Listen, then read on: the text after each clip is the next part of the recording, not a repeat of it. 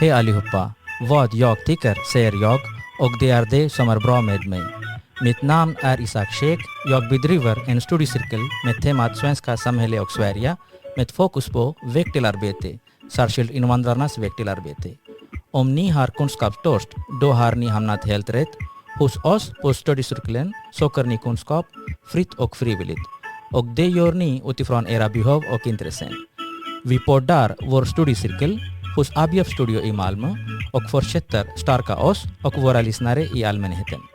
Huvudsamverkanspart Razak Universitet Consortium och Riser Indien i Sverige.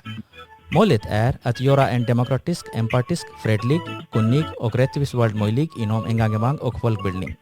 Fjortonde arrangemang där jag är ledare har blivit tillgängligt och det är idag den 8 mars 2023. I varje avsnitt kommer vi att ta med oss intressanta, insiktsfulla och inspirerande berättelser och diskussioner. Det är en del av podcastkanalen Professor och jag. Vår podcastkanal syftar till att ge en röst till de duktiga personerna bakom mikrofonen. Avsnittet idag fokuserar på the International Women's Day och vad betyder International Women's Day för dig, hur det är viktigt att lyfta fram flickors och kvinnors rättigheter över hela världen på den internationella kvinnodagen idag. Jag har fina delegater med mig och en gäst från Indien. Hjärtligt välkomna. Kan ni presentera er själva? Ja, jag heter då Emir Sundkvist. Jag bor i Malmö och jag har en del samiska rötter ifrån Lappland. Och jag trivs bra i Malmö. Välkommen, tack. Tackar. Yeah. Can you introduce yourself? Please tell us your name and what do you do? Good evening, everyone. First of all, I would like to wish each and every woman a very happy Women's Day. I thank Dr. Isak Shaikh for giving me an opportunity to share my views. I am Dr. Uzma Bangi from India. Basically, I am a researcher. I completed my PhD in material science specialized in aerogel. After doctorate, I pursued my postdoc in Yonsei University, South Korea. With this experience and knowledge, I have successfully handled one project of young scientists funded by Science and Engineering Research Board, Government of India, and presently I am working as a woman scientist on second project funded by Department of Science and Technology, Government of India. In this project, I am synthesizing metal chalcogenide aerogel for photoelectrochemical water splitting. That's all. Okay, welcome. We also wish you a very happy International Women's Day. The International Women's Day, eller den internationella kvinnodagen idag, är en firande av vad kvinnor har uppnått. Och det ger oss möjlighet att prata kring vad som händer just nu och en chans att fundera över hur saker kan förändras i framtiden. Vi bör inte bedra oss att det är en lika värld och att det fortfarande finns mycket att göra. Okej? Så vi nu faktiskt behöver öka kvinnors frihet att bestämma över sina liv. Sen there is this International Day of Women and Girls in Science, which is observed every year by the United Nations to promote the full and equal access and participation of women in science, technology, engineering, and mathematics, STEM subjects. Okay, and it was celebrated on the 11th of February. So we have a couple of questions for our guest today, and you guys can ask each other other questions as well, but I'm going to start first by asking Dr. Uzma a question about what she thinks about this International Women's Day. So the question is, which women inspire you the most, and what do you think of when you think of the International Women's Day? Why is it necessary for us to celebrate this event? For me, my mother is the first source of inspiration. She is a wonderful woman and a good teacher. I have learned from her how to maintain the role of working woman as a wife, a mother, and a researcher. Apart from my mother, Savitribai Phule has inspired me a lot. Savitribai Phule was a first woman who started girls' education in India, and she was the first lady who realized the empowerment of women in Indian society. So, Women's Day is very important because it gives, it tells you about the empowerment of women and their equality in society.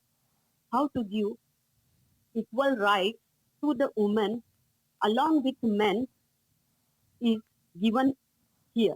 So, Women's Day is important here, and International Women's Day should be celebrated for the women because nowadays in each era, in each area, each field, women are uh, equally participating along with the men.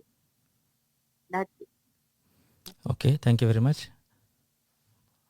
Okay, so the next question would be, uh, what challenges have you faced as a woman entering in this research career or academic career?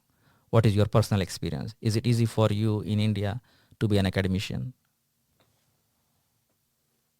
while entering the research career, I have faced many challenges. Stepping out of the home and staying away from family for the first time was a big challenge for me. And as a woman, I have faced societal challenges for pursuing my higher studies. And in the research field also, I have faced the challenges because research field is a male dominating field, challenging women in all aspects. Apart from this, moving to South Korea for postdoctoral study was a new challenge for me because of the different language, different work culture, which took me some time to get adjust there. Okay, thank you. Uh, this year's theme for the International Women's Day is digital, digit all, or we can say digital. Okay, so they have written this word with ALL capital letters. Okay, digital innovation and technology for the equality. Okay, so it means the United Nations would like to focus on the use of uh, information technology and innovation in that technology for achieving the equal rights for women. Okay, and we have seen from the past, as you mentioned already, that the people like Mahatma Jyotiba Phule and Savitri Phule has contributed to the development of educational infrastructure or accessibility of girls accessibility to education in our state, and they have done an immense contribution or job in this field, we can say. And there were people like the scientist Marie Curie who have contributed to the development of science, and in those days as well, uh, it was difficult for them to pursue a career in research, and it was very, very difficult for them to find an academic position or even to do a thesis work. And then Marie Curie was able to not only complete her education, get an academic position, but also she did contribute with the discovery of polonium and radium. And then it was her family, which we can see herself and her husband and daughter and son-in-law, they all got the Nobel Prize because they did contribute to the good of humanity. So it was very difficult for them in those days to have a work and life balance, to have a balance in family life and professional career. So if you have passion for knowledge or passion for generating the new knowledge, and if you have dedication and like goal oriented career in pursuing science, you can do unimaginable and impossible things. So this is what we can learn from Marie Curie and her family actually. And okay, coming back to this research area we are talking about, when was it when you realized that you are in love with science? So how did you realize that you are good for this career?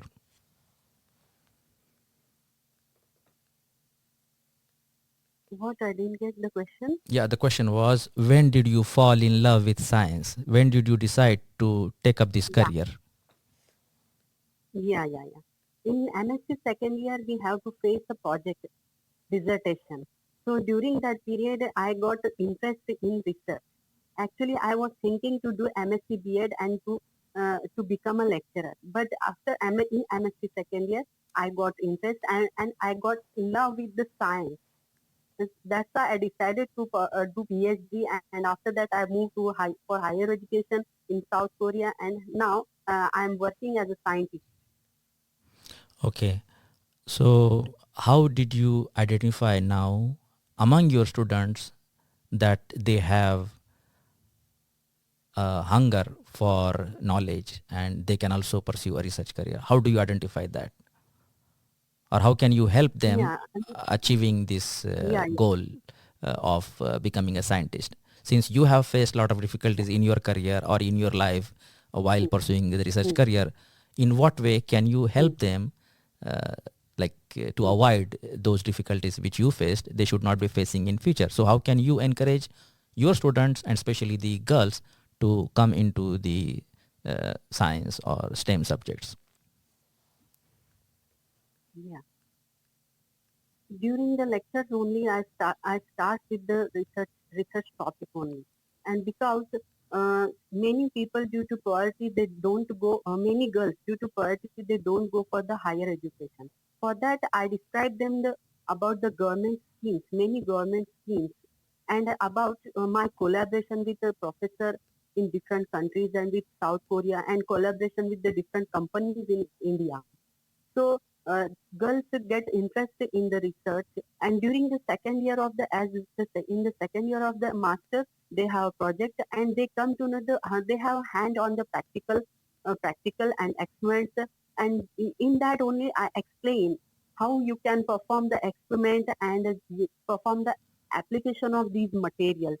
Due to these, girls get interested in the research, and after their master, I recommend them in different universities of the professor for the PhD, and also in the South Korea. Last year, one of my students has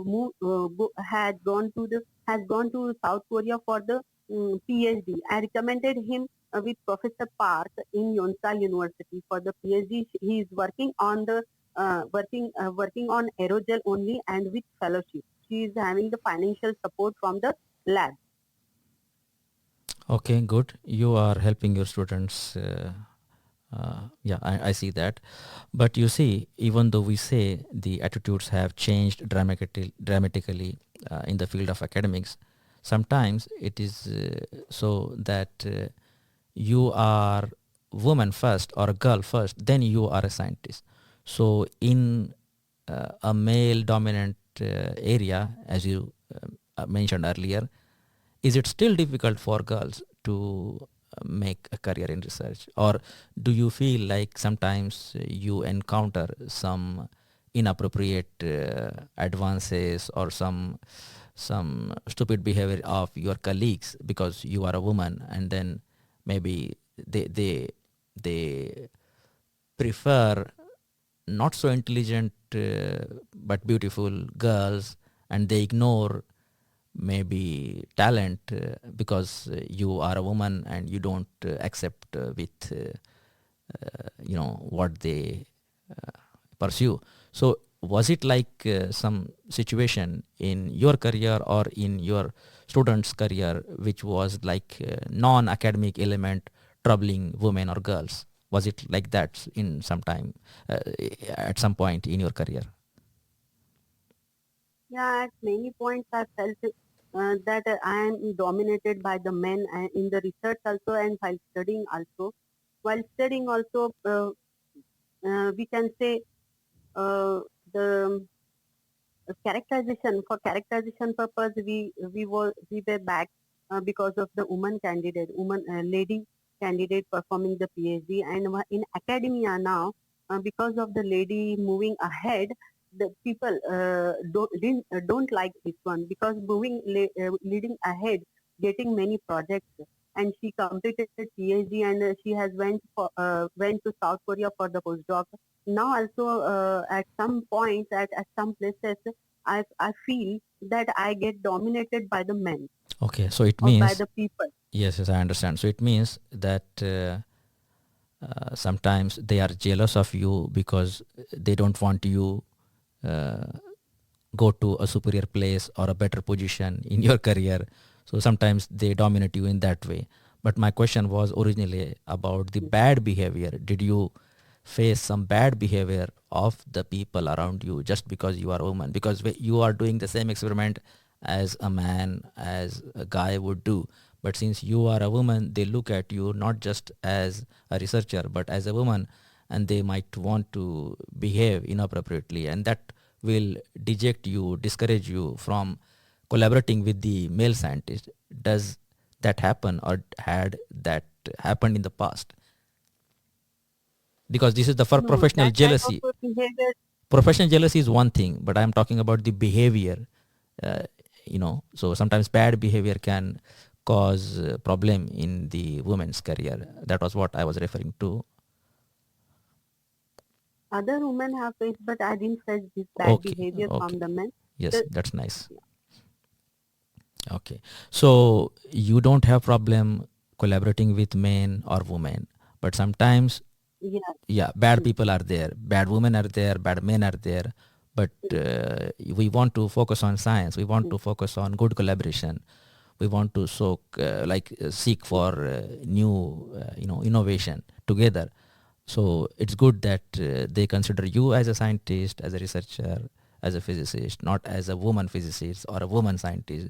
Because then when they try to, uh, you know, uh, like think about you women first, there is a problem sometimes. Because yeah, okay. So professional jealousy is one thing, and male dominance in the career or the area you work in is also another thing.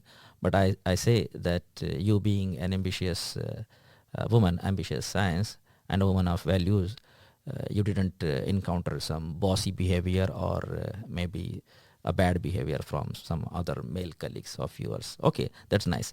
So we will take a break, and after we take a break, we can continue asking you some more questions. Okay, thank you. Hjärtligt välkomna. Vi kan fortsätta prata om Women in Science, eller vad som kvinnor upplever fel i samhällsliv eller familjeliv eller på arbetsplatser. Och då kan du ställa frågor till vår gäst. Ja, varsågod. I have one question. The West is many times it's tell them we must learn the East more about the culture and the family. I see another point. Many women from the East, even from India and Pakistan and some other countries, theirs. For me, they are more free than women from West, because they don't need show something. So how can the women from East is learn the West? The women from East have something to show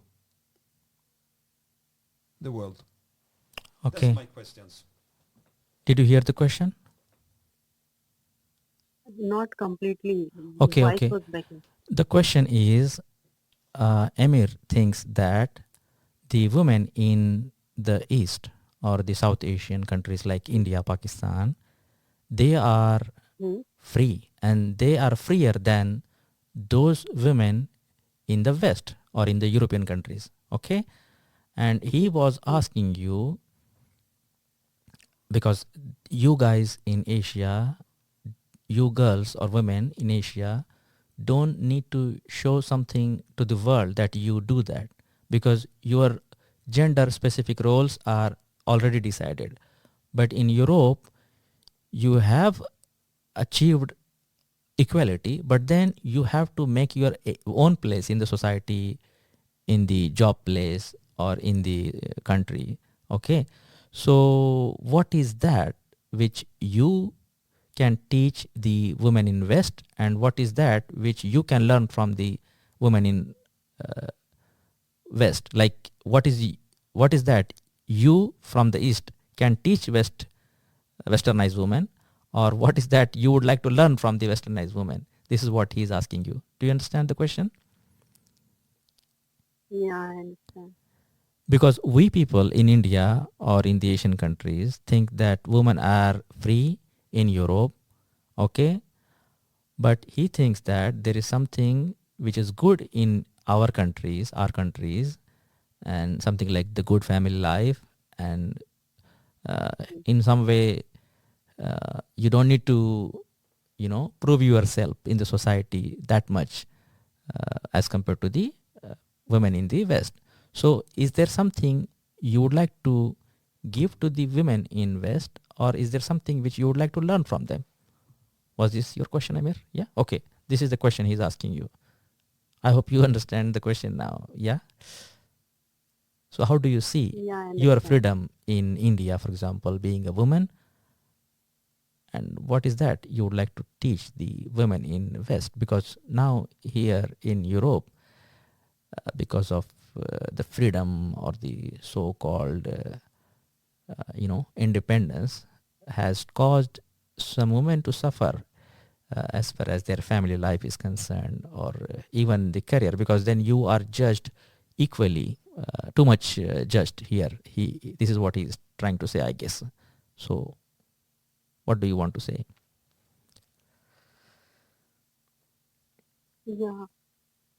Here in India, family values are important.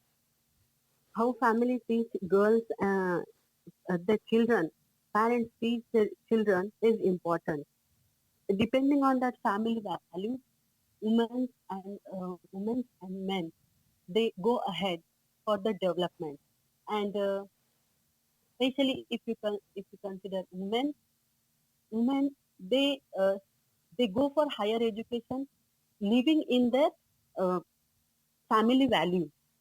They don't cross their family values. Yes, yes. So And I want, yeah, sorry to interrupt you. yeah, It means you are saying that you, being a woman, can make progress as long as your husband or partner or family agree with that, because you do it collectively. You cannot do it alone as they do in the Western countries. This is what you are trying to say? yeah, yeah, yeah, Okay. But as you know, if you become successful or too much successful in Europe, you have difficulties controlling the family values or even having a family. But in Asian countries, you have both family values and education, and you are free there in Asia as compared to Europe, European women. This is what Emir is saying. Do you agree with this? And what was your experience in Korea, in some other countries, I don't know, or in India, I don't know. But this is the question. So what is that you would like to teach the Western women? So as I understand, I reckon that you are focusing on the family values and the decision making, which is like a collective decision making, keeping the family values yeah, in right. mind. You don't need to do anything independent, or you cannot do independently something there in India. Maybe this is what you are referring to. Actually, we can do independently, but considering our family, uh, taking our family in every decision is always better than taking decision alone. Okay, so it means discussion and democratic discussion or dialogue is important when you have a family. Then you have a responsibility for your family. That's why you want to discuss everything with regards to your career and also with regards to your family life. together Yeah. with your family. Yeah. That's what you are trying to say. Yes, exactly. Okay. Yeah. Okay. It will not affect our family. If we take alone decision alone, it will not affect decision together. It will not affect our family. Yeah, exactly. So when you grow, you grow along with your partner or along with your family. But here in Europe, many women grow alone, and maybe at some point in their life, they feel lonely. Even though they are a winner, they lose many things as far as the family values are concerned. I think this is what you are trying to say. I don't know. I don't want to put words Yeah. in your mouth, but am I right? Yeah. Yeah. Okay. Are you satisfied with her answer, or do you want to ask her more? Yeah? Go ahead. What a little mean is it's on the West. I see some women, they are in prison because they must always show something, show little about the body, show little more and that and that and that is free. Men, the women from the East, it's have something others, and the family. The most of the family it has something others, the family structure, and they don't need show the legs and show something others, because the heart of the law, it's inside. That's not outside. That's the West must sometimes understand. So I understand. I have some friends. To me, they are married with some woman from India, and they are very, very happy, and I understand them. Yeah. He's trying to say that the outwardly appearance is not important in India. What is important is what is inside your brain and heart. If there are Yeah. good Right. women, they are the women of substance in India. But here in Europe, Yeah. you have something outside and you don't know what is there inside, or we don't know if it is there inside or not. So it means he's focusing more on the character, the personality, and not on the appearance. But vi have faktiskt det behövs faktiskt, vi behöver fråga henne om klädsel också. Du vet, det finns jättemycket som händer i Indien nu. Det finns jättemycket som pågår. So this is the right time to ask you one we can say social problem or question in India, especially in the state of Karnataka now. What do you think about the forceful removal of hijab or some type of clothing for girls in the name of uniform, or in the name of making everybody equal, or making everyone look equal? What do you think about this? Because now Emir, he is from Sweden, and he has seen the women or the girls in complete clothes, okay? And he doesn't think that they are oppressed in some way, and nobody is forcing them to wear those clothes. But sometimes the school system or the government or the so-called one religion nation agenda is making some Muslim girls or students change their clothes while they are going to schools. So what do you think about this? Is it important, the clothes and the uniform? I think as just now you told, uh, physical appearance or outward appearance is not important. So that's why if we wear hijab, problem. But inside our mind and in brain, inside our mind and in our heart, what is going on, that is important. Means if you are wearing hijab and you think about the development of country or development of nation, that is important. How to develop the nation, how to bring the women education, important. Wearing hijab or not wearing hijab, that is not important. If some people like to wear the hijab, then no, people should not have any problem, because they are thinking about the development. Yes, it means women have a right to choose their clothes. No other system Yeah, or nothing should yeah, force them to change their clothes. And if you show your body, this doesn't mean that you are a free woman or something like that. This is what you are trying to say. Am I right? I want to say, Mhm. I want to say, you are thinking. How do you think for the development that is important? Yeah, exactly. So changing clothes is not important, or just talking about the uniform and hijab is not important. The important thing is getting good education and doing something good for yourself and also for the society and the country you live in. Okay, I also agree with that actually. If Okay. you are wearing hijab, if some girls are wearing hijab, then that should not, people should not for the development. Okay, can I mean to say this one. yeah, one question. What did you say? We couldn't hear you properly. We got disconnected actually. What did you say? Can you repeat it, please? Yeah, what did you say? Could you please repeat the answer? Yeah, it is important that what women think for the development of society is that important. Wearing hijab and wearing clothes. If people point out that one, that is not important. If girl like to wear the hijab, people should not point out that one. But they should point out that one. She is thinking about the development of society or country or nation. Yes, good. Okay, yeah. Do you want to ask something more, or shall I ask? Yeah, I can tell that my culture is a Lappish culture up north. There, the many women it's have a total dress, and even someone is don't show split out the hair because they have something um, over the hair, so they don't show the hair and even the legs.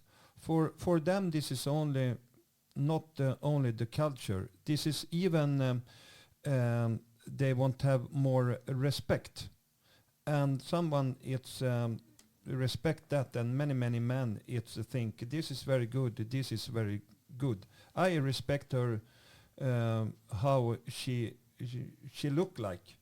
Not the body, it's the heart and the brain. And I see some combination with women from India. Someone it's have the same culture and the same family system. And for me, this is very good.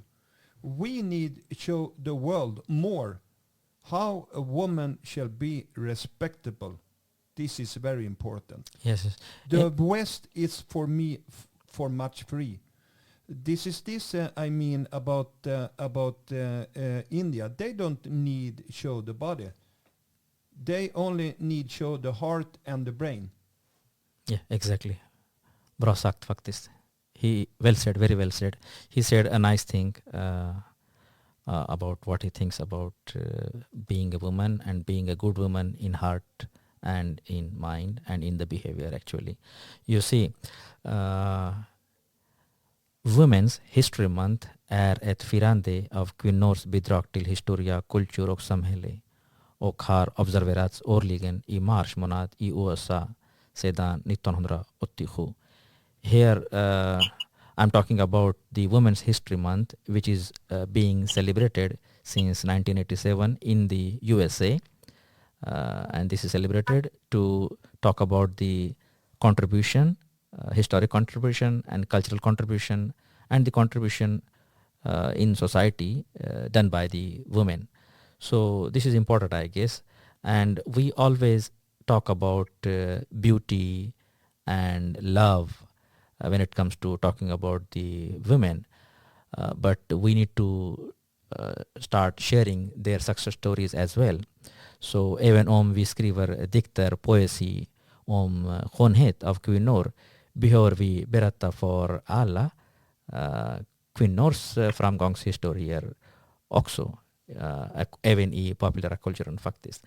So if you would like to say something special about women in history, and since they have contributed a lot to the development of human race on the planet, and right from the beginning of our time, or even right from the like the understanding of different religions, women are important, and they are uh, said to be the missing part of men when it comes to finding love and getting married, and they are complementing each other, like women and men complement each other.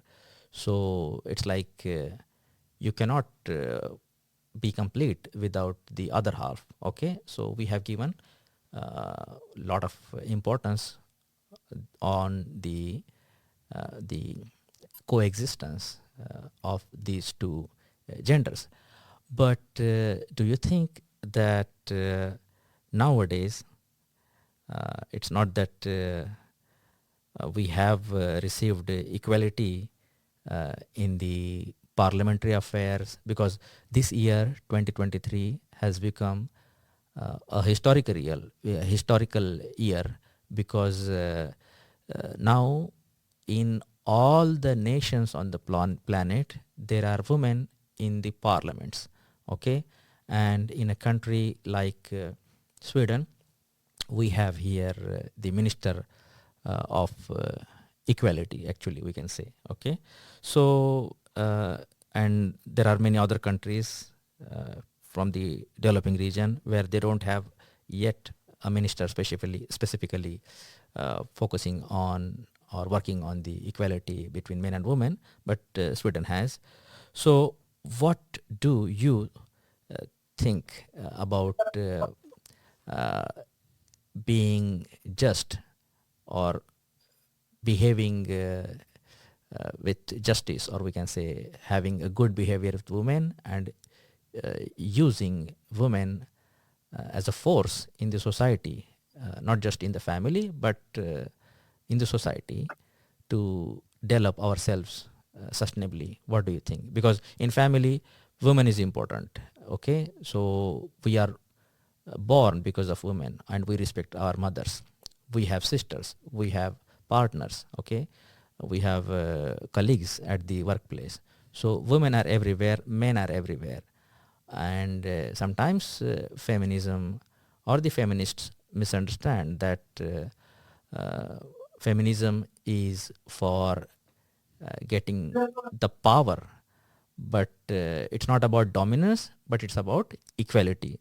So what do you advise to men that they can do to achieve this equality? Yeah. Now, women are nowadays. Women are proving themselves that they are equally capable as that of men in every field. That is research, politics, education, defense, business, and what they need is just to give an opportunity. Therefore, for the better future and development of nation, empowering women and giving them equal rights is very important. So I advise I advise people or men to behave properly and to give equal rights to women for the well-being of the nation. Yes, exactly. Nice, well said. You see, nothing has been achieved easily. Okay, so it was difficult times for men since antiquity to arrange food for the family, to maybe farm, or to hunt, or to do something to earn the bread for the whole family. Okay, it was the ancient times. Then it was very difficult for women to have a good procreation, a healthy life, because women put a lot of pressure on their bodies and their health. Okay, and women give birth to men. Okay, and they do lot of good things, and women are nurturing. Okay, and this is what they do at home, and then now when they are educated, they go to their workplaces and contribute to the development of knowledge or development of society or the nation, as you said. Okay, but as I said earlier, nothing has been achieved easily. So there were men who sacrificed for their countries and families and societies, and they sacrificed themselves in the wars. Okay, this doesn't mean that all men are violent and they are behaving bad, but As I said, there are good and bad people everywhere. There are good men, there are good women, there are good men, there are bad women, there are bad men. Okay, but now when it comes to talking about the equality and how we can achieve it together, we have to think feminism, a fight for equality, but not for dominance. So some feminists misunderstood that. So we have seen some bad examples of feminism. Feminism is not for making this world without men, but sharing democratically the power they have over everything. So men have no right to decide on women's life, and women have no right to interfere with men's lives. But when they are together in some form or some union, they have equal responsibility to work that out sustainably. So in that case, they complement each other. So I think nothing has been achieved easily. So we can talk about how this day is celebrated in different contexts in different countries. Okay, so for I will read it something now in Swedish, but then I will read it out in English as well. Dagens, den internationella kvinnodagen. Dagens syfte varierar från land till land. I vissa är det en protestdag, medan det i andra är ett sätt att främja jämställdhet. I vissa länder uppmärksammas internationella kvinnodagen som en nationell helgdag. In some countries, it is celebrated with some protest because they still think that even though we celebrate today the International Women's Day, we need to protest for our rights and the equality which we deserve, and we still didn't get it. So this is what the women do. In some countries, they celebrate it as a holiday, national holiday. Special dag i Ryssland också, and this is a special day in Russia especially. Why? Because 1917 gav firandet av kvinnodagen i Ryssland dem rösträtt. So it was the year 1917 when the International Women's Day was celebrated, and because of a huge protest there, Russia gave the right to vote for women. Okay? Kvinnor i Ryssland firade dagen det året genom att strejka för bröd och fred, för att protestera mot första världskriget och kampanja för jämställdhet. And their protest was mainly against the Tsar of that time, and their protest was like a strike for bread and butter and the peace. And they were against the First World War, and they fought for the equality. And this was very important. And then they got this right to vote. And now, as I said earlier, enligt Interparliamentary Union, IPU, 2023 är det för första gången i historien är kvinnor representerade i alla parlament runt om i världen. And as I said earlier, Interparliamentary Union, IPU, said that this year, 2023, is for the first time in the history when women are representing in the parliaments, or representing the parliaments of all the nations on the planet. So this is something very, very important. But the journey up to this was not that easy, and still there is a lot to do actually. Okay, so this is something which is very important to understand. I will just go through some more historical facts regarding this the International Women's Day. Den 28 februari 1909 firade det då aktiva Socialist Party of America den första National Women's Day till minne av de 15 000 kvinnor som protesterade i New York mot hårda arbetsvillkor och lägre löner. 1910 föreslog Clara Zetkin, en förespråkare för kvinnors rättigheter och ledaren för Tysklands kvinnokontor för det socialdemokratiska partiet, idén om en global international kvinnodag. Den 19 mars 1911 hålls den första internationella kvinnodagen där mer än 1 miljon människor i Österrike, Danmark, Tyskland och Schweiz deltog. Men det tog flera år till. Det tog till 1975 för Förenta Nationer att erkänna och börja fira internationella kvinnodagen. Okay? So this is something very important to talk about. Och symbolen för internationella kvinnodagen är en kvinnlig könssymbol. Det åtföljes vanligtvis av färgerna lila, grönt och vit. Okay? Så enligt internationella kvinnodagens hemsida står lila för värdighet och rättvisa, grönt för hopp och vitt för renhet. Okay, these are the 3 different colors they are using in the symbol for the International Women's Day, and they are like the white, green, and the purple. Okay, so they represent the purity, hope, and the values for justice, respectively. Okay? Och färgerna härstammar från Women's Social and Political Union, Storbritannien, 1908. Okay? So this is something very important. As I said earlier, we have come to this place after a lot of struggle, and we are going to continue struggling for the women's right. But I think we can achieve that collectively and sustainably if women and men and all at the parliament level or policy making level and in the media. I Indien har nästan 30% av kvinnorna upplevt våld i hemmet minst en gång från att de var 15 år. Och cirka 4% av de ständigt gravida kvinnorna har upplevt våld från makar eller sina partner, kan man säga, under en graviditet. Idag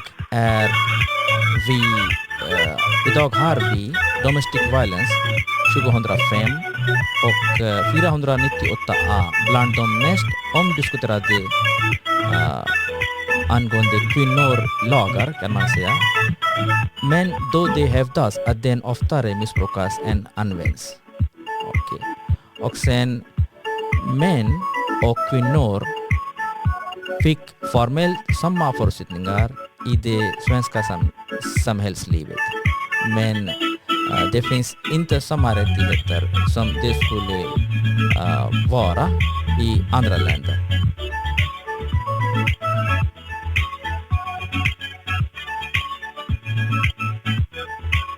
Alla, oavsett av kön, har rätt att arbeta och försörja sig själva, att balansera karriär och familjeliv och att leva utan rädsla för övergrepp eller våld. Och det är det som är jätteviktigt att prata om idag, den internationella kvinnodagen. So these are the issues which we talk about in the Indian married life. Så det finns problem kring våld i hemma eller på arbetsplatser. Och det händer med kvinnor, särskilt i asiatiska länder eller de som inte har starka åtgärder kring hedersförtryck eller våld emot kvinnor. Så vad har du att säga? Hur situationen ser ut i Sverige? Låt mig få säga så här. Varje kvinna som dör av våld är en förlust för mänskligheten. Jag kan inte förstå att en man slår sin egen hustru. Det är för mig obegripligt. Kvinnan har ett tempel som hon ska bära i 9 månader och föra ett arv vidare som vi har ett ansvar för. Och mycket av min kultur, min samiska kultur, så behöver man inte visa sig för att bli respekterad. Utan det är ju hjärtat och hjärnan som får styra. Inte hur jag ser ut, som många män vill. Och det ska inte behöva vara på det viset. Man ska kunna bli respekterad för den klädseln man har. Det är inga politiker som ska stå och bestämma vad man ska ha för klädsel på sig. Utan det där ska finnas naturligt att man ska ha en respekt. Och det är också viktigt för män och kvinnor att ha stor respekt för kvinnan. För mig finns det 4 kvinnor som är viktigaste. Det ena är Eva, Adams fru Eva.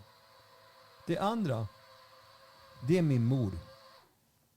Det tredje, det är min svärmor. Det fjärde är min fru. Alla de här 4 måste jag respektera och vårda på ett värdigt sätt. Det är oerhört viktigt. Men det är också viktigt att kvinnan får yttra sig mer och kunna tänka lite mer fritt. Men trots allt så måste det finnas en värdegrund. Och den här värdegrunden finns i många av de heliga texterna. Och det är det som jag tycker är oerhört viktigt att man tar fasta på. För mig så är det bra att man har en sån här dag då man kan lära sig att vårda kvinnan bättre. För kvinnan är någonting oerhört viktigt. Hemma hos mig kan man undra, är det jag som bestämmer hemma? Nej, det är min fru. Varför då? Jo, därför att hon helt enkelt bär någonting inom sig som är viktigt. Och kunna vårda detta. Därför måste jag ha väldigt stor respekt för min fru. Det är oerhört viktigt. Ja, just det faktiskt. Vi strävar efter ett hållbart samhälle, en hållbar familj som ger alla lika möjligheter att växa. Okay? Och det är viktigt för oss att skapa en känsla av gemenskap också. Eller vi kan säga en känsla av tillhörighet till de kvinnorna som är på arbetsplats. Då att de inte känner sig utanför. Okay?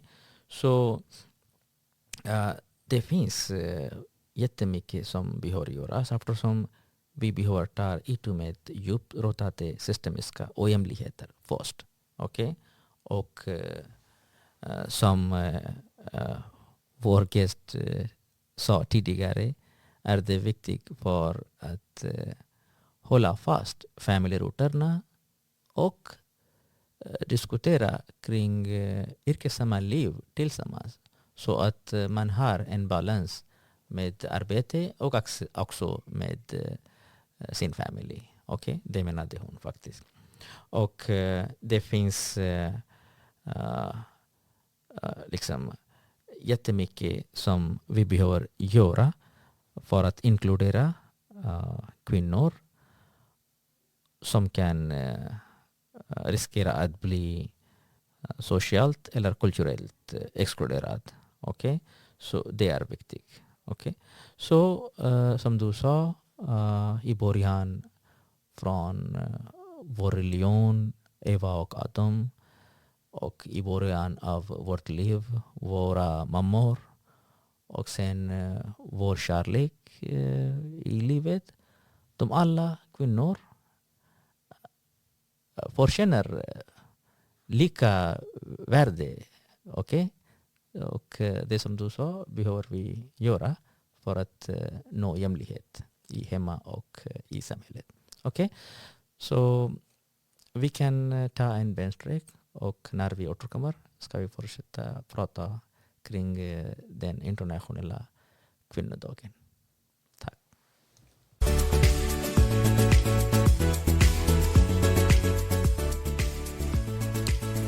Sverige leder i alla länder i världen inom självidentifierande feminist med 46% av kvinnorna i det landet som ger den beskrivningen.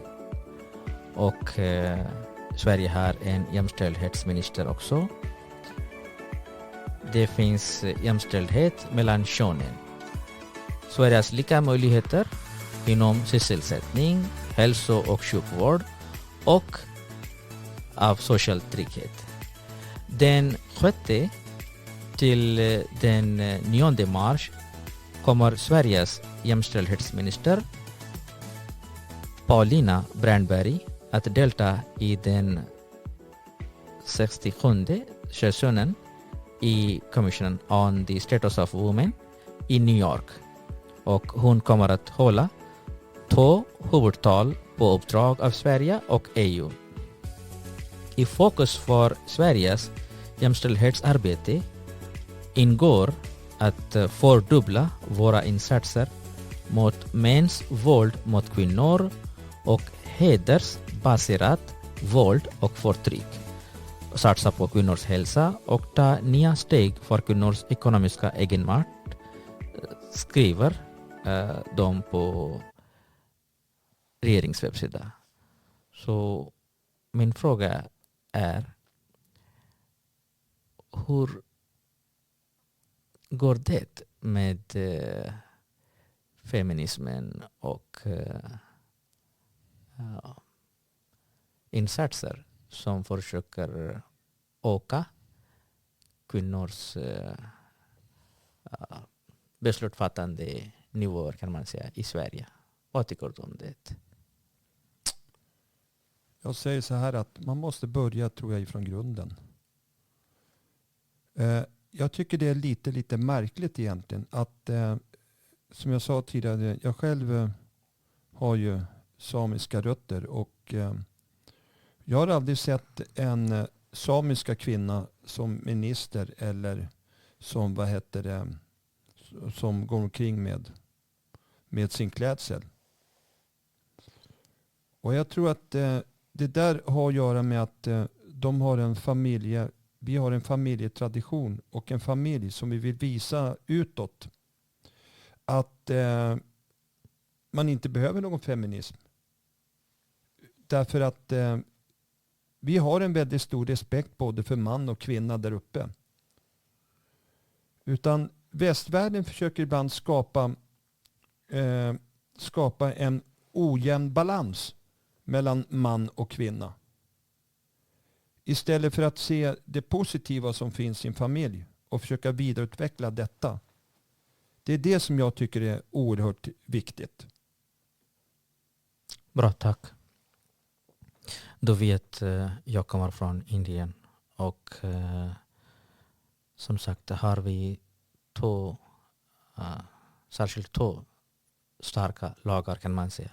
Domestic violence 2005 och den annan 498A kallas det för. Och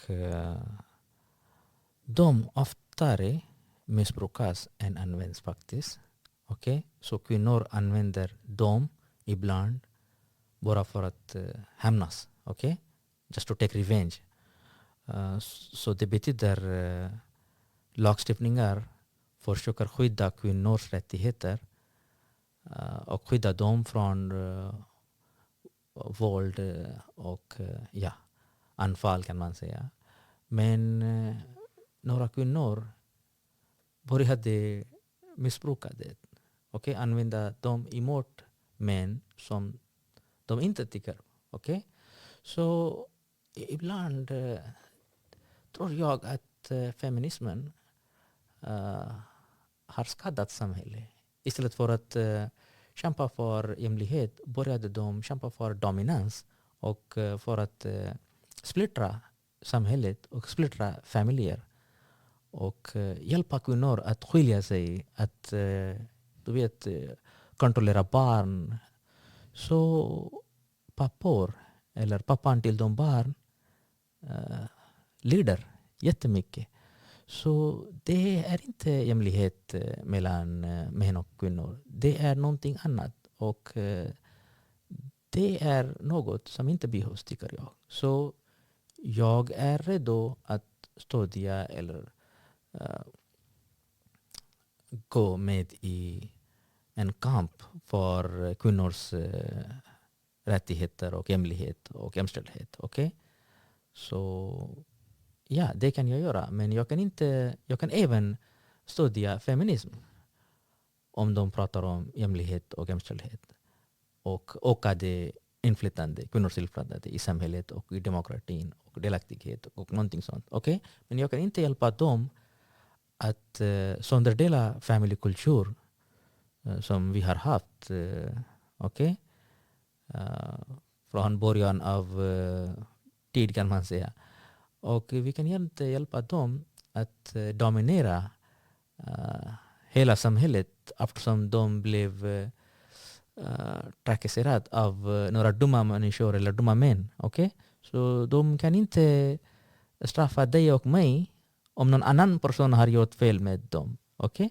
Så det tycker jag inte om. Men som sagt finns det jättemycket som Indien som en start gör inom de lagstiftningarna.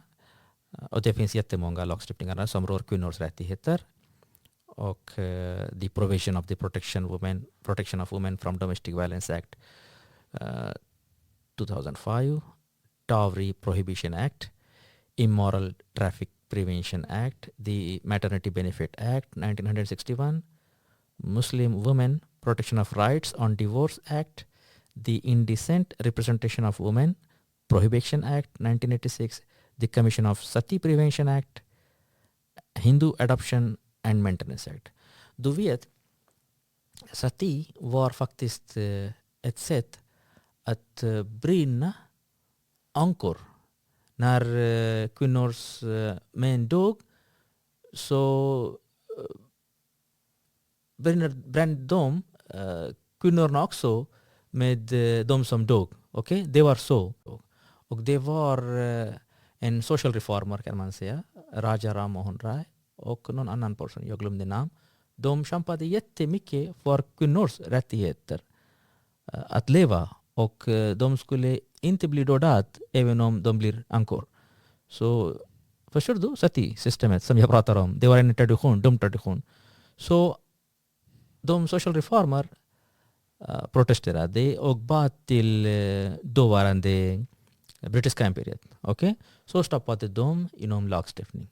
Så det finns några traditioner eller patriarki kan man säga. Okay?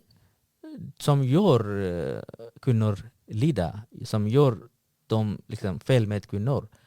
Men genom att kämpa för jämlikhet kan inte några kvinnor börja skaffa en grupp och sen sönderdela familjer och börja skaffa dominans på ett fel sätt.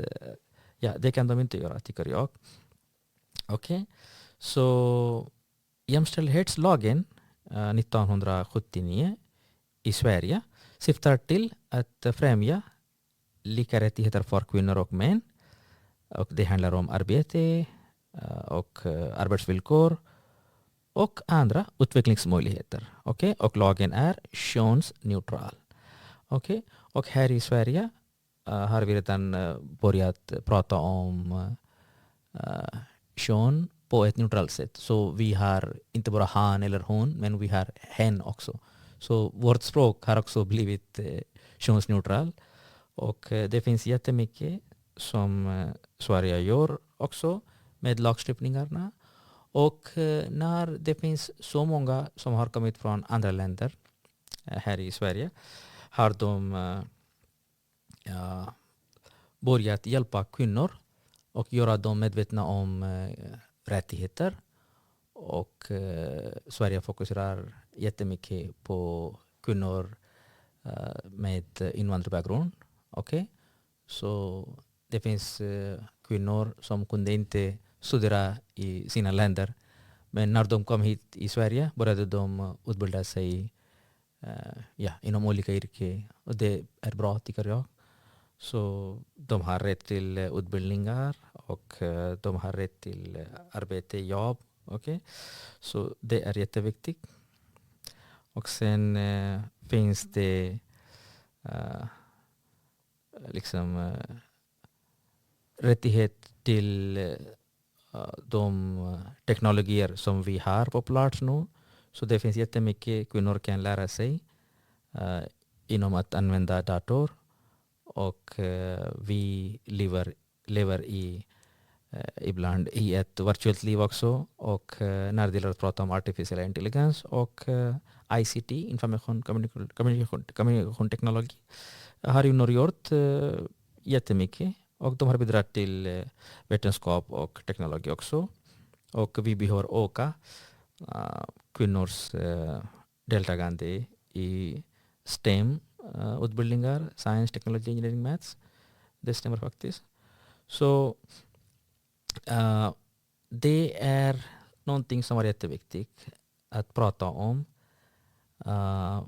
Men finns det några utmaningar som du vill prata om kvinnor? Finns det några utmaningar som kvinnor har? Ja, det finns det faktiskt. För att det kommer hit väldigt många både män och kvinnor från olika länder. Från en del länder där finns en del som anser att kvinnor är förtryckta. Men många utav de här, en del kvinnor och en del flickor, de blir egentligen ännu mer förtryckta fast i Sverige då, fast på ett helt annat sätt. Därför att man vill ha en familjestruktur och någonting som man vill värdesätta. Och mycket utav det här har vi haft på 1800-talet, på 1700-talet i Sverige. Vi är ibland på väg att förlora ibland vår identitet. Och jag tror det är viktigt att både kvinnor och män får lära sin identitet. Låt mig ta ett typexempel. Jag vet till exempel en man som lever med en kvinna.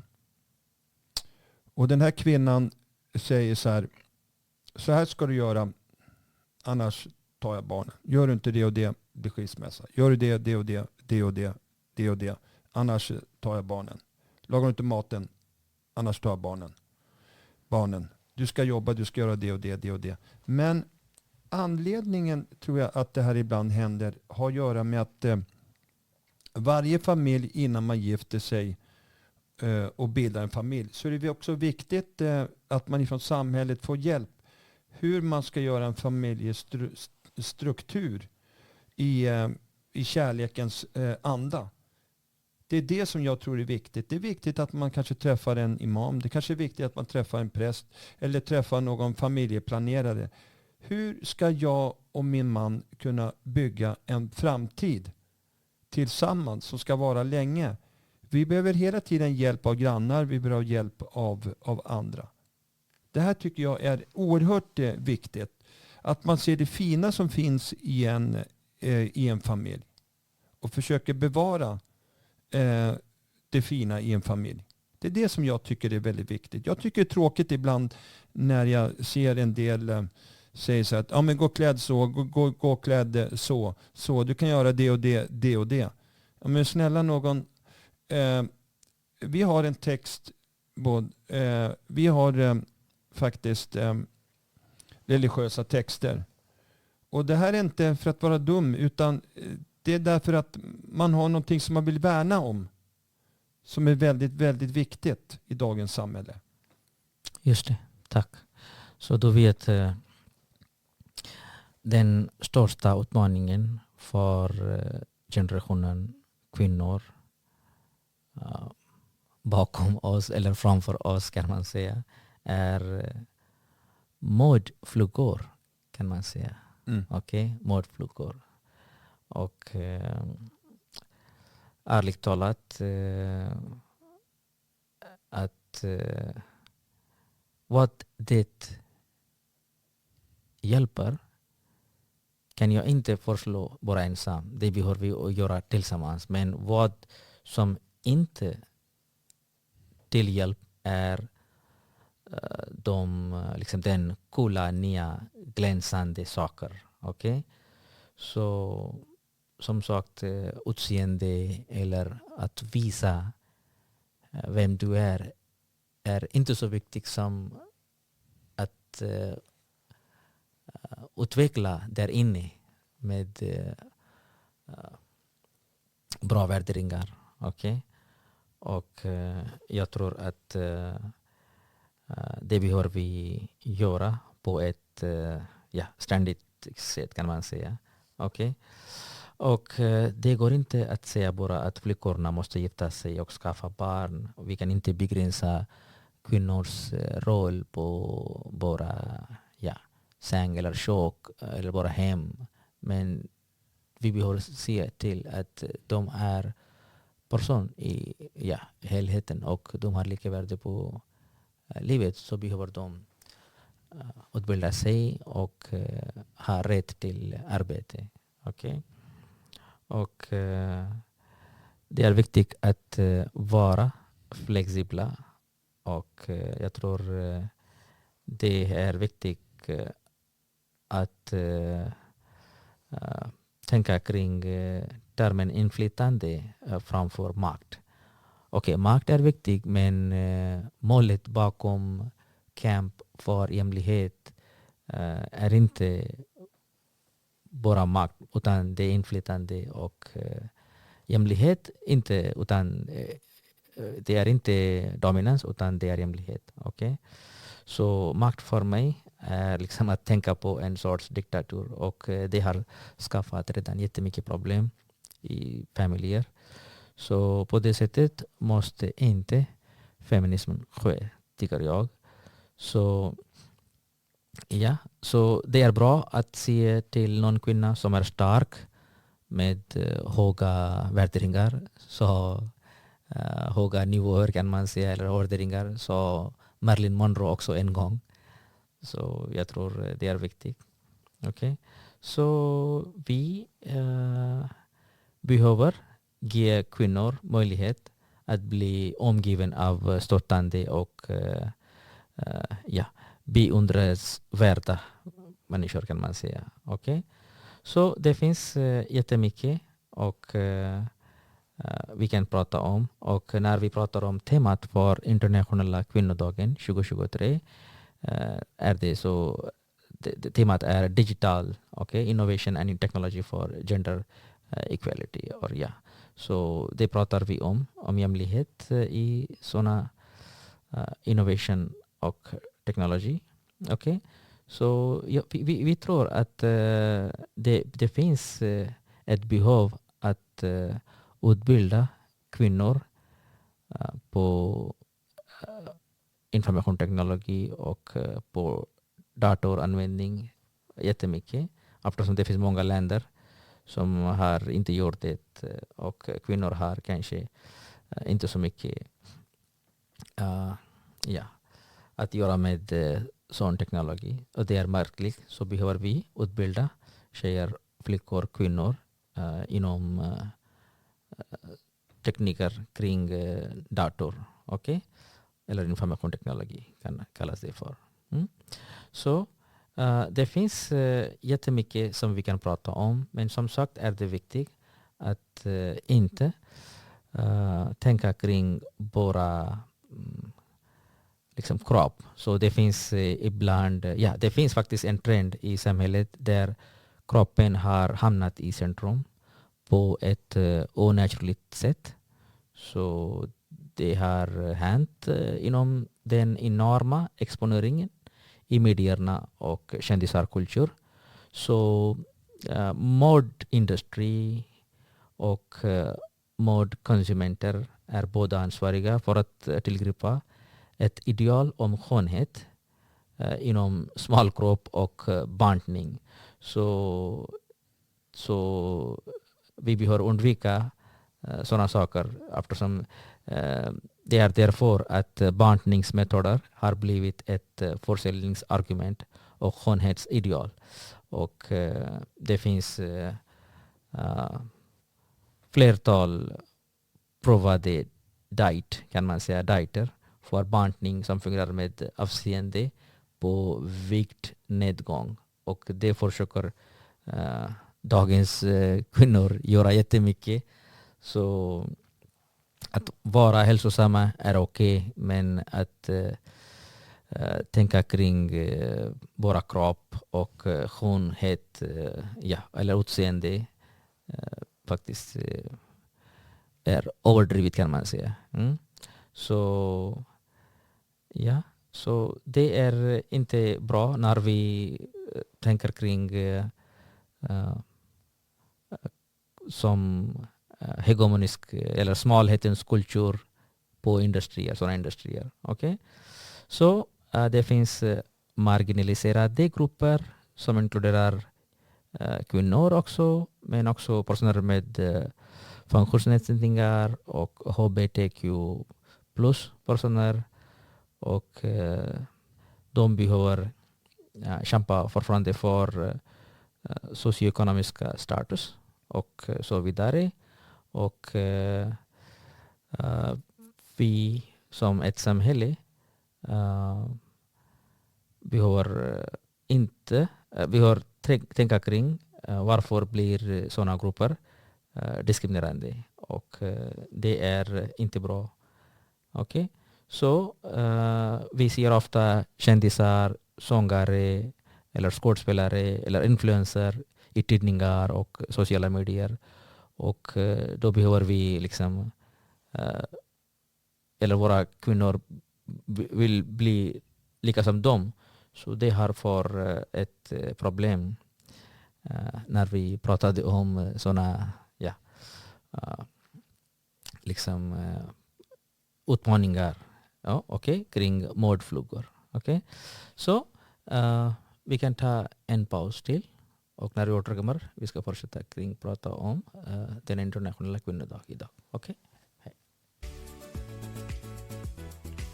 Kvinnor kämpar för en plats i den här världen, och män borde säga till dem att kvinnor inte är ensamma och ge det kompletta stödet för deras sakfrågor.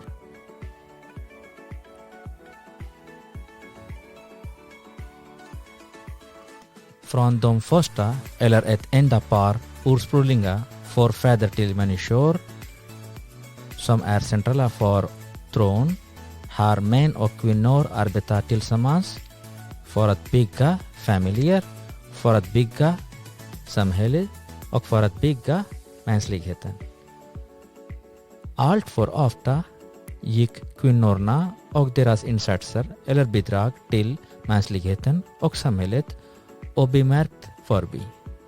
Men prestationerna, ledarskapet, modet, styrkan och kärleken hos kvinnorna som byggde vårt liv var lika viktiga för som de män gjorde.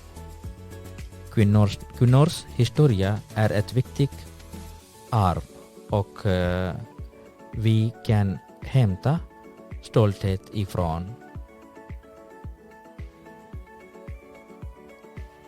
Nu behöver vi öka kvinnors frihet att bestämma över deras liv, och det finns ansvarsområden som kan vi jobba inom, och de är jämställdhet, arbetsmiljö, arbetsrätt, arbetet mot diskriminering, mänskliga rättigheter på alla nivåer.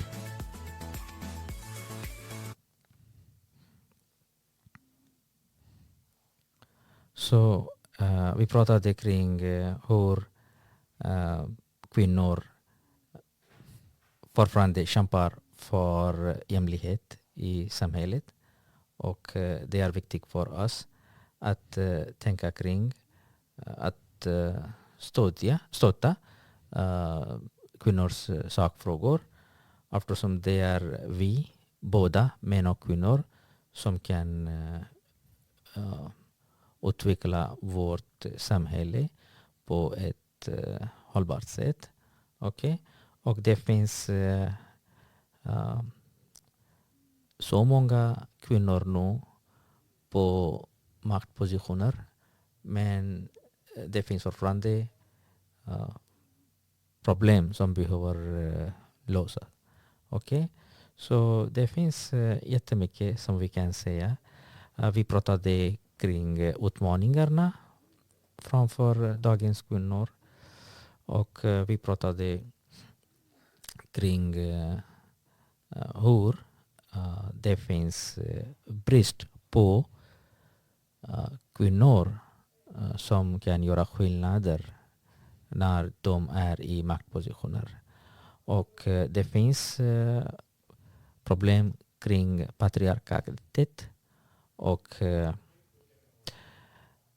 Kaisha Blaine som undervisar i historia vid University of Pittsburgh. Och hon är också för närvarande ordförande för African American Intellectual History Society. Och hon har skrivit jättemycket om kvinnors rättigheter. Okej? Så hon är författare till Set the World on Fire, Black Nationalist Women and the Global Struggle for Freedom. Och hon är också medredaktör för flera böcker, inklusive To Turn the Whole World Over, Black Women and Internationalism. Och hon har pratat jättemycket kring hur patriarkatet inte hjälper kvinnor att nå jämlikhet och jämställdhet i livet. Och det är ännu värre när det gäller att prata om de mörka kvinnor i USA och i världen över faktiskt. Och det finns så mycket som behöver göras. Och vi behöver stoppa sexism, rasism och ekonomisk ojämlikhet. Och det finns ibland någonting som heter traumacentrerad feminism. Och Christina Hoff Sommers är en forskare vid American Enterprise Institute. Och hon är författare till flera böcker, inklusive Who Stole Feminism och en annan bok som heter The War Against Boys. Och hon har pratat kring feminism och hur har feminismen utvecklat och hur har feminismen hjälpt och inte hjälpt. Och det finns en annan sak jag skulle vilja bara tillägga, att hotet om skada är en mänsklig konstant, men med alla rimliga mått är de amerikanska kvinnorna säkraste kan man säga, och friaste och friskaste och med mest möjlighet rika på jorden, okej, kan vi säga.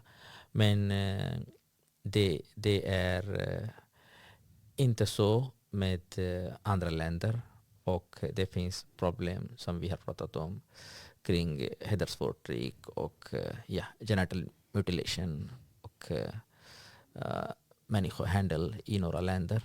Och kvinnor är mest sårbara kan man säga, och det är inte bra.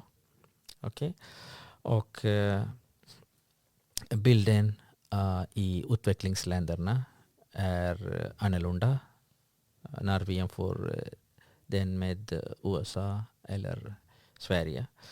Och i länder som Saudiarabien, Bangladesh, Kambodja, Egypten och med mera brottas kvinnor med metoder som hedersmord, könsstympning, siraförbränning, barnäktenskap och könsapartheid kan man säga. Okay?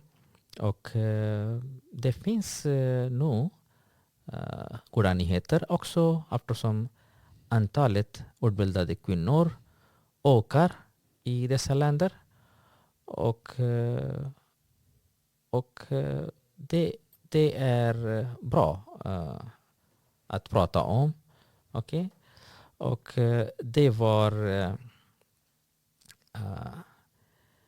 en kvinna, Wajeha al-Huwaider, har kallats Saudiarabiens Rosa Park. Okay? Så det var 2008 skapade hon en international sensation genom att lägga upp en video där hon körde bil. Så var det inte lätt för dem att få körkort också i Saudiarabien. Men nu har det blivit bra. Okay? Så det finns sådana berättelser eller nyheter som vi behöver prata om för att visa att kvinnor når jämlikhet och de får göra vad som de skulle vilja göra. Okay? Så det finns Hawa Abdi, en somalisk läkare och advokat. Hon tycker om att bidra till samhället och hon grundade ett sjukhus och ett flyktingsläger på landsbygden i Somalia. Och det är den som erbjuder ett säkert utrymme för jättemånga utsatta barn, kvinnor och även män. Okay? Så det finns sådana framgångsrika kvinnor och de som är utbildade och bidrar till samhället. Och det finns fortfarande mycket att göra faktiskt. Men vi kan ta inspiration från de kvinnorna som har fått möjlighet att göra bra med sitt liv och sina liv och också andra, göra skillnad till andra personers och mänsklighetens liv, andra människors liv faktiskt. Okay? Så om det finns några kvinnor som är inte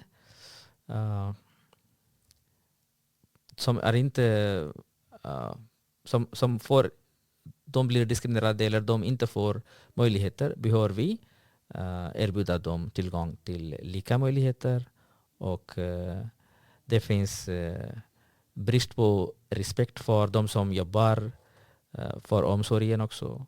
Och det är inte lätt att navigera karriär och moderskap för kvinnor. Så det finns länder som Sverige som ger möjligheter för både män och kvinnor att ha pappaledighet och mammaledighet. Så det är jättebra faktiskt. Men i några länder var det så att ibland samhället normaliserade misogyni. Så vad tror du om detta? Så finns det människor ibland, till exempel det var en president i USA som pratade om det finns något som är gemensamt med min kompis Jeffrey Epstein och jag. Han sa att vi alla framgångsrika och rika och maktiga personer tycker om sköna kvinnor, sköna flickor och särskilt unga kvinnor, sa han. Så varför en president kan säga så? Eftersom de har blivit lite ibland kanske misogyni och det är inte bra i samhället att tänka bara materialistiska saker och försöka influensera hela samhället. Så vad tycker du om sån beteende, kan man säga? Låt mig säga så här, för enkelhetens skull. Jag intervjuade och träffade en gång en ganska framgångsrik kvinna här i Sverige. Och hon kände sig inte respekterad av många. Därför att hon var framgångsrik, hon var duktig och allting. Men hon sa ett par väl valda ord som fick mig att tänka om lite grann. För då sa hon till mig så här: jag har faktiskt mina rötter från stormor, ifrån Dalom. Och väldigt många kvinnor ovanför det och som finns idag har sina rötter därifrån. Därför att de har fått en kärlek, de har fått en respekt att vara kvinna och allting.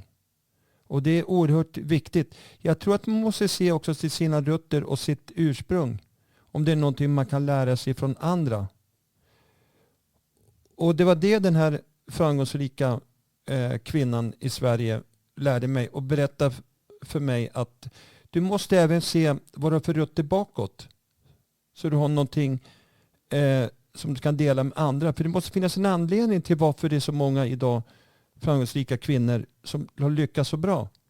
Och det tror jag också har med en familjestrukturering att göra. Och jag undersökte det här lite grann då, och undersökte då också om den här kvinnan var stormor ifrån Dalom. Fantastisk kvinna. Och som jag sa, att många utav dem finns även idag. Och jag förstår att hon har lyckats. Och det finns en del företrädare runt om i världen som har tittat varför den här kvinnan har lyckats. Den här kvinnan, hon röker inte, hon dricker inte, hon går inte lättklädd. Hon sköter sig i allmänhet. Samma man i massvis med år. Och ett lyckligt förhållande, lycklig familj. Är det någonting vi har att lära? Och har hon någonting att lära andra makthavare istället för att de går och är avundsjuka, så borde de se vilken fin familj det är. Det här är någonting viktigt att ta fasta på.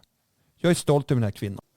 Och som sagt, normaliserad misogyni behöver stoppas. Och det finns jättemycket att göra när det gäller att åtgärda människohandel eller att åtgärda unga tjejer, kvinnor blir lurad i trafficking. Okej? Så det finns så många punkter som vi kan säga hur det är svårt eller ojämlik med kvinnor. Så jag ser så här. De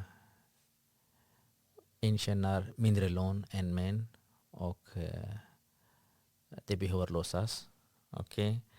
Och the pink tax isn't for only women. Så det finns så många varor tjejer och kvinnor köper eller de handlar på affärer, men de är jättedyra. Okej? Även det finns liksom en pris på de vanliga saker de behöver och prisen är för hög, tycker jag. Okej? Och det finns en rörelse, MeToo-rörelse, och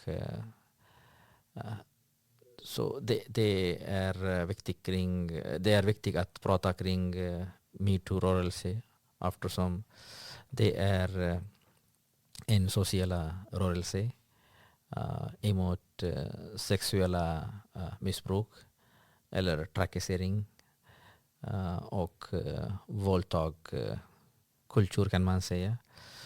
Och ja, det började år 2006 på sociala medier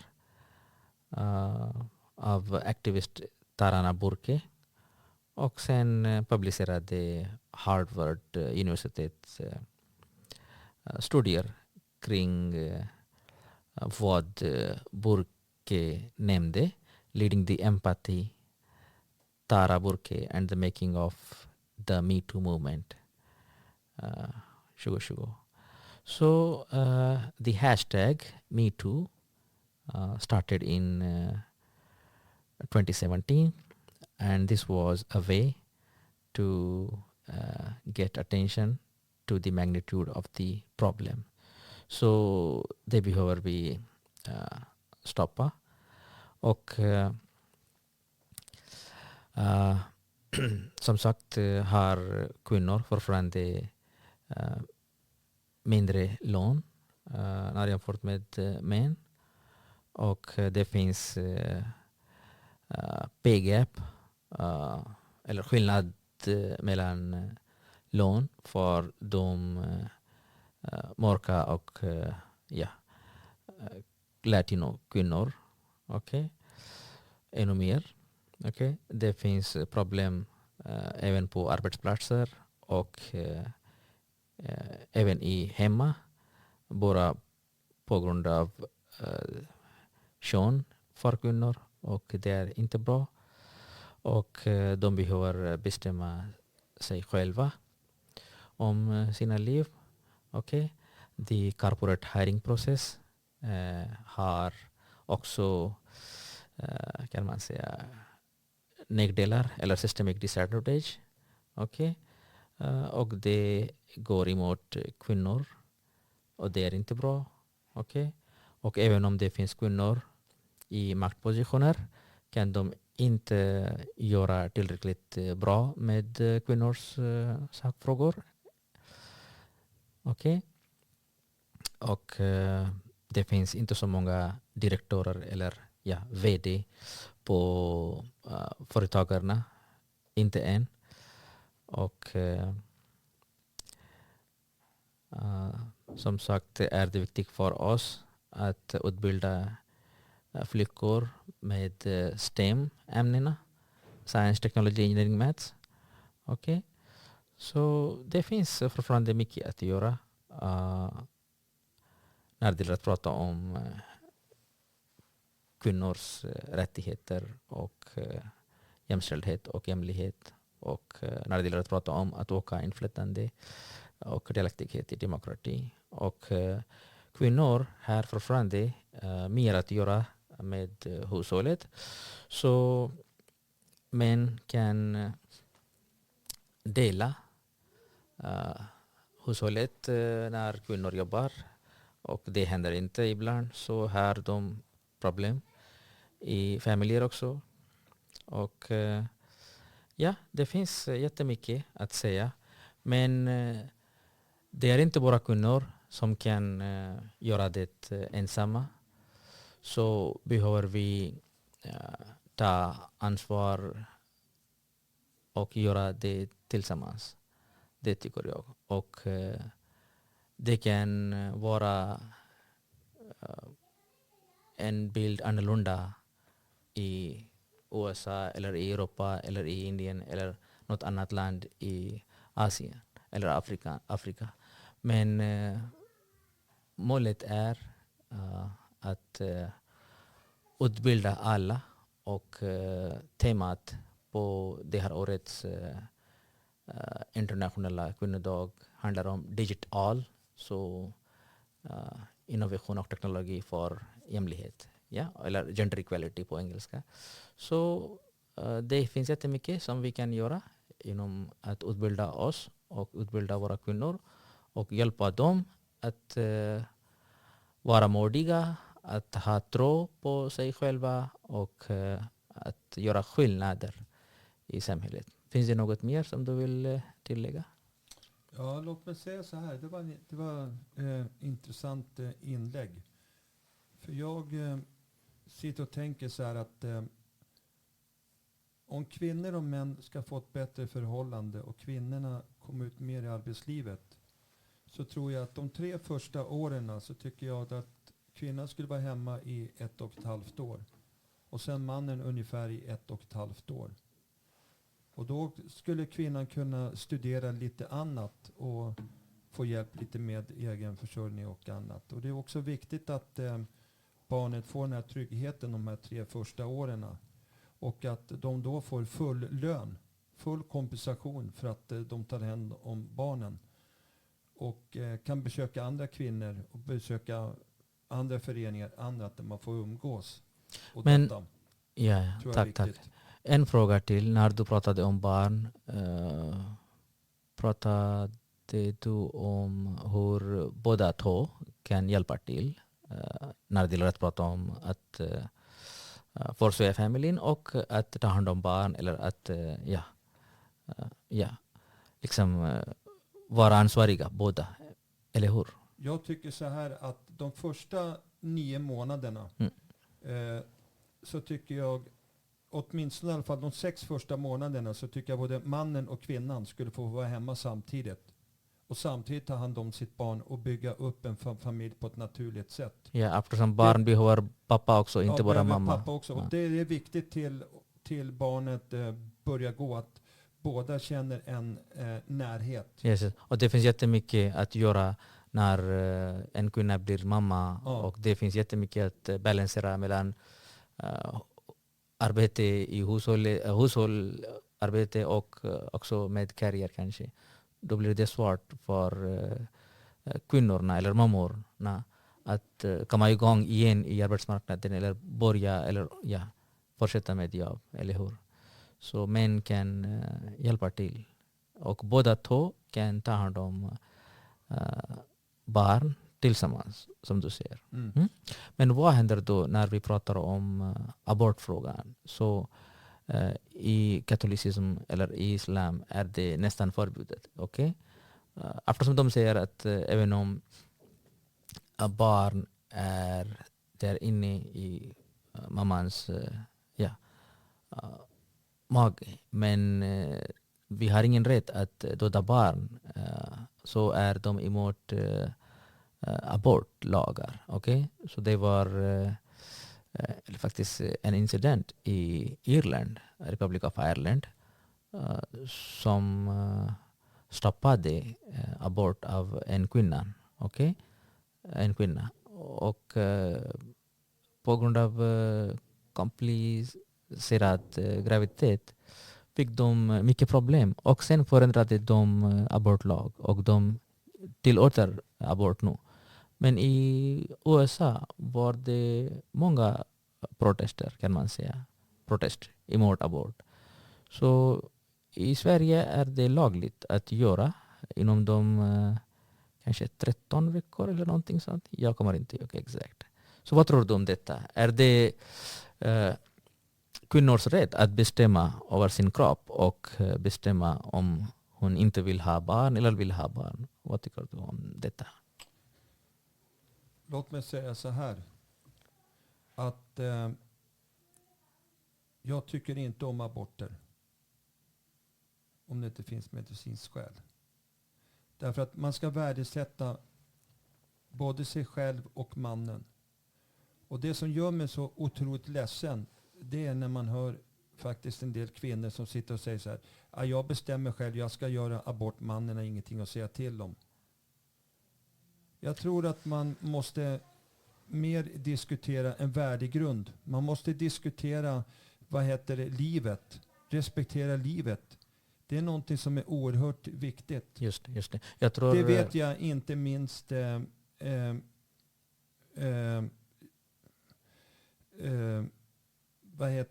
jag vet att det finns en del kvinnor som inte får barn överhuvudtaget. Som får ständiga missfall. Och skulle bli mer än tacksamma över att få ett barn. Sen finns det vissa då som använder abort som ett preventivmedel. Jag tycker det är skrämmande.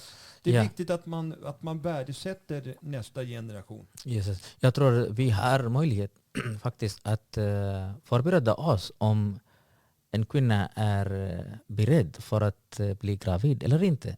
Så när hon blir gravid behöver vi inte göra abort. Men om hon kan inte bli gravid på ett helt hälsosamt sätt, kan hon inte göra det först. Det menar jag. Så hon kan förbereda sig i förväg att bli gravid eller att inte bli gravid. Genom att diskutera med en läkare eller specialiserad läkare, kan man säga. Men när hon blir gravid behöver hon inte göra abort. Det tycker jag också. Eftersom det är liksom att döda ett liv. Okej. Så vi har pratat om MeToo-rörelse, vi har pratat kring abort, och det är viktigt att säga att kvinnorna har rätt över sina kroppar, men vi behöver inte göra något och sen ångra och sen döda ett liv. Det tycker jag. Det behövs inte faktiskt. Det är inte bra. Okej, så det finns jättemycket som vi har pratat om idag. Och jag tror att den internationella kvinnodag idag är inte bara för kvinnor utan det är för alla. Okay? Och vi respekterar kvinnor och vi hjälper dem att nå jämlikhet och jämställdhet. Och vi ser dem i maktpositioner och vi ser dem blir utbildade och att bidra till samhället och att hjälpa till med hushåll och också med arbete. Så det är jätteviktigt att jobba tillsammans och utveckla detta samhälle hållbart. Så om det finns inte så mycket att säga nu kan vi bara avrunda vårt avsnitt idag. Eller har du något att säga? Någonting mer att säga? Jag tror att det är viktigt att man också ser det positiva som en kvinna gör. Jag har en bekant till mig som kom till sitt jobb lite halvslafsigt med sin klädsel. Sen en dag så kom han, luktade gott och hade fixat håret och kom i snygg slips och skjorta och allting. Och chefen hade frågat, hörru du ska följa med mig på ett konvent här. Men det finns någonting jag inte förstår. Hur kan det komma sig, vad har hänt med dig? Det är ingenting speciellt, sån. Sen visade det sig så att han hade träffat en underbar kvinna. Och det som är lite trevligt, det är ju det att de här har nu varit gifta i 35 år. Mer förresten, de har varit gifta i 40 år. Jag skulle tillägga fantastiskt alltså. En fantastiskt. sak faktiskt. Vad har den här kvinnan, vad heter det? De här två delar på en otrolig kärlek. Ja. Jag skulle vilja tillägga någonting jätteviktigt faktiskt. Du vet, på engelska säger de there is always a woman behind a successful man. So I think we men should also be someone who is behind a successful woman. So det behöver göras faktiskt. Så varför en framgångsrik man har någon bakom honom? Varför kan en man också vara bakom någon kvinna att bli framgångsrik? Det tycker jag. Och som du sa är kärleken jätteviktig. Och som Nobelpristagare John Steinbeck skrev att en kvinna kanske kan se ut ibland svag och sårbar, men en kvinna som älskar någon är oförstörbar. You know, she is indestructible. So no one can break her if she is in love with someone. Så det finns jättemycket som vi behöver prata. Och när vi pratar om historiska figurer, vi pratar mest om män. Men när vi skriver skönhet eller romans eller kärlek skriver vi mest om kvinnor. Men vi behöver kanske highlighta eller prata lite mer kring framgångsrika kvinnor och de som har gjort bra på ett historiskt sätt, på kulturellt sätt, på sociala sätt i samhället och hjälpt oss att utbilda som mänskligheten. Och ibland pratar vi jättemycket om några dåliga män som har gjort fel med kvinnor. Men pratar vi inte om bra, snälla, rättfärdiga män. Det har hänt med kvinnor också. Vi pratar om bara de som är kändisar och de som är golddiggar eller de som har hittat någon rik man och blivit rik. Eller de som har börjat